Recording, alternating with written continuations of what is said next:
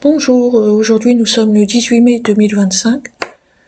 Je voulais diffuser, ou plutôt rediffuser un extrait de vidéo qui a été préalablement publié par Osler, repris par Bozena sur YouTube. Et je remercie d'ailleurs Osler et Bozena pour la publication de cet extrait que je reprends à mon tour. À l'origine, c'est le média Légende qui fait une interview de Sébastien Lecornu, ministre des Armées. Et à la fin de l'interview, il diffuse un extrait de vidéo qui explique les nouvelles technologies en matière de surveillance et d'espionnage à distance de personnes choisies, voilà. Donc, dans cet extrait, il y a un militaire qui explique les procédés utilisés, et notamment, à un moment donné, il parle de rayonnement électromagnétique émis par nos écrans d'ordinateurs, de téléphones portables, etc. Et que l'armée a réussi à coupler avec tout ce qui est métallique. Et moi, ça me parle en tant qu'individu ciblé, et je pense que cette vidéo, elle est très importante par rapport à ça, même si ça reste, comme le journaliste le dit au départ, que toutes les informations ne sont pas données, bien sûr, parce que c'est le secret défense, et puis ça sert à protéger les données de l'armée française. Donc, je pense que l'extrait de cette vidéo-là, sur les techniques utilisées par l'armée pour espionner, sont les prémices de ce que la communauté des cibles connaît aujourd'hui en matière d'attaque en réseau et par ondes électromagnétiques. Et donc le couplage entre le rayonnement de nos écrans et de tout ce qui est métallique, moi ça me fait directement penser aux canalisations qui étaient stipulées par nombre de cibles de toutes les années passées, comme quoi nos canalisations étaient utilisées par les harceleurs pour nous atteindre.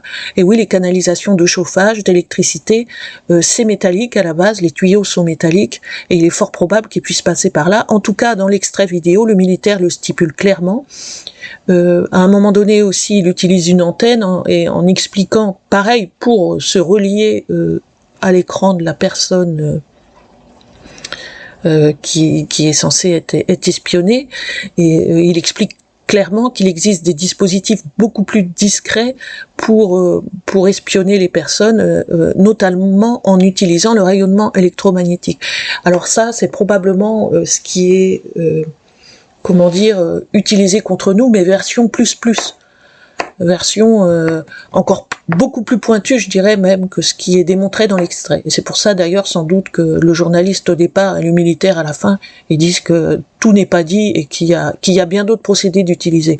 Et je pense que les autres procédés dont ils ne parlent pas, c'est précisément ce que subit la communauté des individus ciblés par tir d'onde à distance, notamment. Voilà, je pense que je m'avancerai pas trop en disant ça.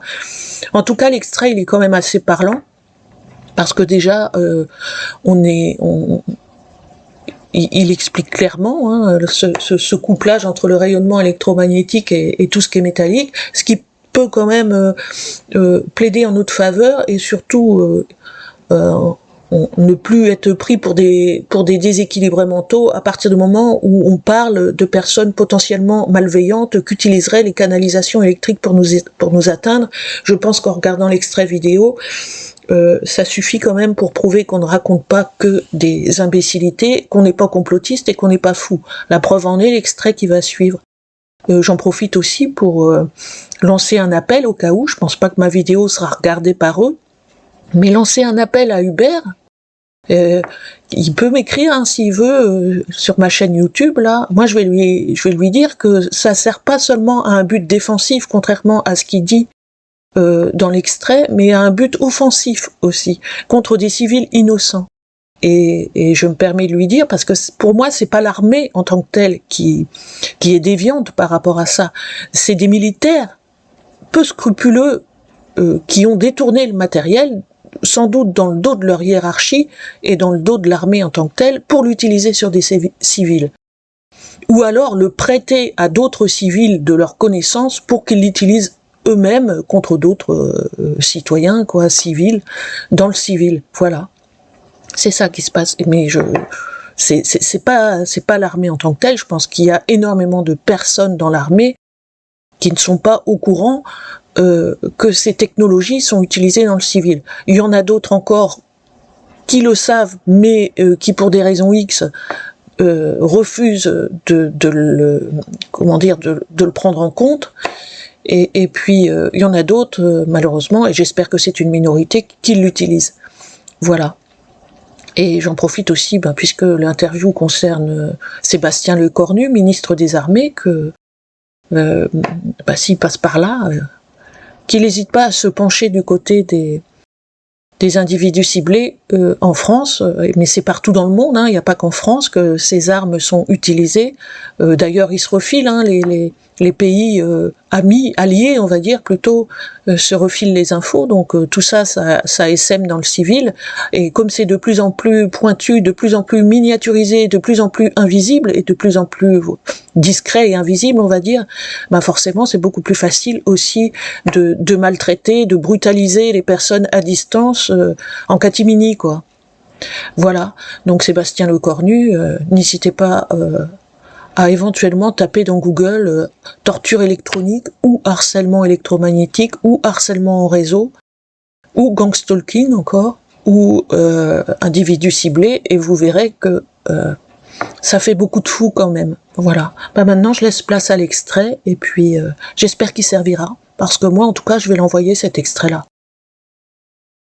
Là en l'occurrence c'est pas des individus ciblés qui parlent dans l'extrait, c'est des militaires qui expliquent une technique. Qui est sans doute très en deçà de ce qu'on vit, nous, les individus ciblés. Mais au moins, c'est un début. Voilà. Bon courage à toutes les cibles, sinon, et à plus tard.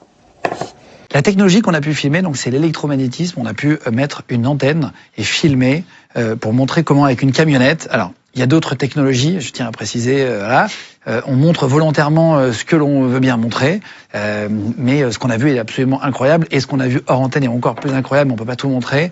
On peut aujourd'hui se connecter d'une camionnette avec l'armée et on peut voir votre écran en fait avec les ondes électromagnétiques qui sont dégagées par l'écran.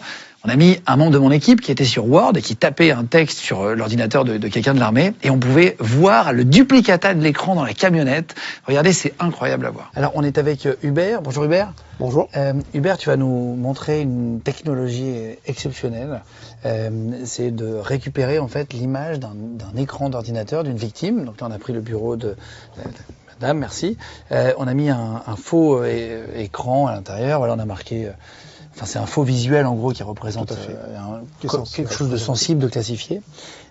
Juste quel est ton métier pour comprendre? Donc notre métier, c'est d'évaluer la vulnérabilité justement des systèmes d'information qui traitent d'informations sensibles et de voir si on arrive à récupérer cette information-là depuis l'extérieur de nos sites militaires. Voir si c'est bien sécurisé. Voir si c'est bien sécurisé ou pas. Alors, vous allez voir, c'est assez incroyable. Donc là, pour la démo, comme on est dans ce bureau-là, c'est un préfabriqué. Vous avez mis votre camion à proximité pour les besoins de la démonstration. C'est juste derrière, mais ça marche. On va pas donner distance max, mais ça peut être beaucoup plus loin. En s'éloignant un petit peu, oui. Ouais. Après, on n'est pas sur des distances kilométriques. Oui, c'est ça. On peut s'éloigner sans problème. Mais tu peux être par exemple dans un bâtiment. Tout à fait. Tu peux sur aller un étage différent, sur un sous-sol. Là, on va voir des copies de l'écran. Vous n'avez pas accès à l'ordinateur et vous ne pouvez pas interférer dans le truc, mais vous pouvez regarder ce que la personne regarde. C'est exactement. L'idée, c'est d'être l'œil derrière la personne qui travaille. Une sorte de copie d'écran vidéo. Copie d'écran vidéo, tout à fait.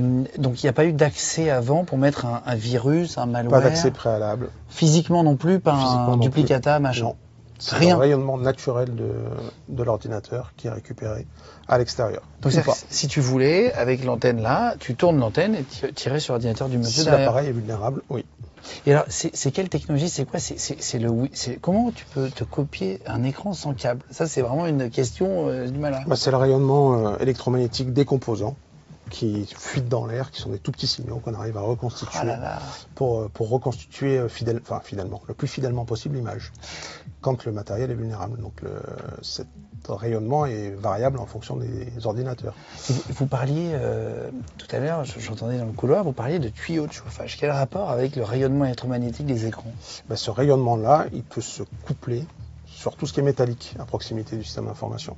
Donc tuyaux de chauffage, câble électrique, câble réseau. C'est-à-dire que l'écran dégage une onde qui va taper dans un tuyau de chauffage, vous allez vous brancher au tuyau de chauffage. Tout à fait. Vous allez pouvoir voir l'écran. Exactement. Attends, c'est incroyable. Il faut toujours acheter des trucs, tu sais, des duplicata USB, machin, qu'en fait, il y a tout qui fonctionne dans l'air. Exactement. Incroyable. Donc par rayonnement, simplement. Et ça, c'est vous faites du défensif? Tout à fait. Vous n'allez pas faire de l'offensif? Pas du tout. C'est pas la mission qui nous est confiée. Nous, c'est vraiment s'assurer que nos systèmes soient protégés. Donc on va à l'extérieur voir si on récupère l'information. Si on récupère l'information, on va trouver des dispositifs pour se prémunir de ces fuites-là.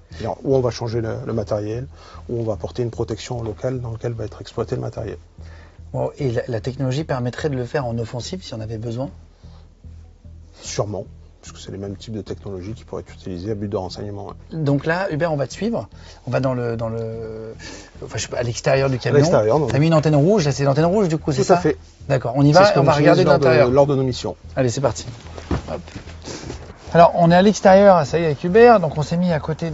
Donc ça, c'est votre camion. On va dire, c'est léger, c'est juste pour donc le défensif, juste pour essayer voir. On n'a pas vocation à être discret, c'est juste pour pouvoir se déplacer. Donc là, on va positionner notre antenne, essayer de récupérer l'information qui est affichée à l'intérieur. C'est une antenne assez classique, on dirait un truc que tu mets sur ton toit. Tout à fait, qu'on pourrait miniaturiser, c'est ce que je vous montrerai dans un deuxième temps, pour avoir quelque chose de plus discret. Oui, bien sûr, parce que là, si tu mets devant un bâtiment, ça va se voir de suite. Ouais, donc l'objectif, c'est de pas se faire voir. Donc c'est relié à ton camion, qui est relié lui-même à un écran. Alors, qu'est-ce que tu peux voir comme duplicata d'écran de donc la secrétaire à l'intérieur? Donc là, on a une recopie de ce qui est affiché à l'intérieur. Donc là, c'est pas en très bonne définition. Tu m'expliquais qu'il y a du matériel qui en fait du bien meilleur. Là, c'est parce que tout à fait. Nous, dans le but de nos missions, c'est de détecter la vulnérabilité. Si on a une vulnérabilité, on essaiera de la corriger. Le but, c'est pas d'essayer de récupérer l'information, c'est juste d'identifier que c'est vulnérable. Voir si l'écran laisse passer en fait en gros des ondes électromagnétiques. Exactement. Voilà. Donc là, on voit que ça fonctionne. Donc là, c'est en train de grésiller un petit peu.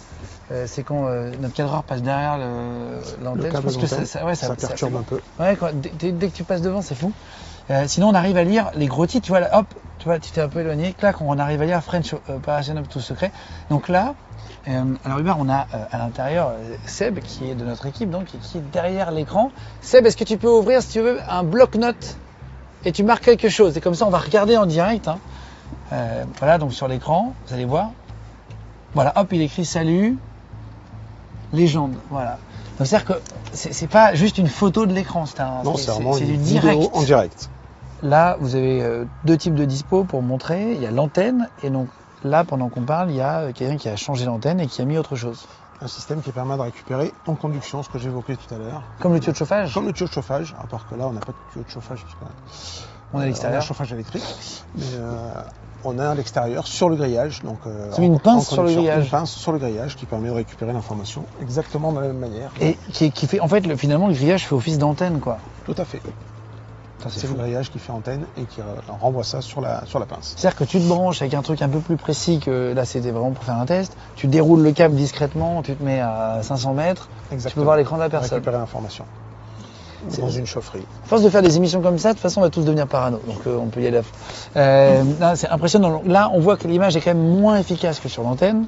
Mais c'était juste pour montrer que ça fonctionnait, quoi. C'est pour vous montrer le concept, que ça fonctionne également. Et si on change de boîtier, que tu prends un boîtier plus précis, sensible ou qu'on se rapproche, voilà, en conduction de notre cible. Et donc tu as du matériel plus petit.